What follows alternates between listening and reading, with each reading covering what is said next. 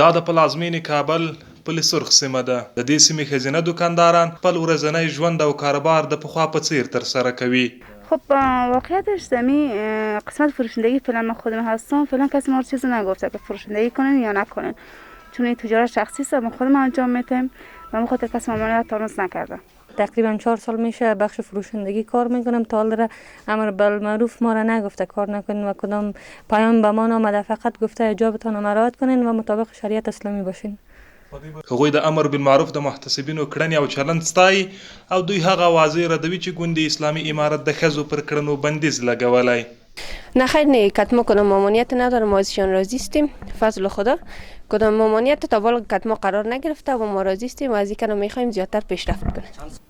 رفتارشان خوب است، رفتار بد امروی ما نداشته. هر وقت آمده دیده که حجاب ما اگر صحیح بوده خود چیز نگفته، اگر غیر نبوده صحیح گفته که یا چادرتان درست باشه یا مطابق شریعت اسلامی باشین. کار رفتار بد نکرده امروی ما. دغه راز هغوی حجاب اسارت نه بلکې الهی حکم او د ځان د خوندیتابه ښه وسیله بولي. حجاب اسارت نیست، حجاب قوانین اسلام است که باید مراعات کنیم. چی که امر بالمعروف به ما بگه یا نگه، ما باید به خاطر خود و به خاطر اسلام و به خاطر خانواده ما حجاب مراعات کنیم، عزت آبروی ما. باید از حجاب شرعی را مراعات کنن. قسمی که مولوی صاحبا میگن حجاب خوب است، نسبتا حجاب در تمام کشور خوبتر است که حجاب بکنن.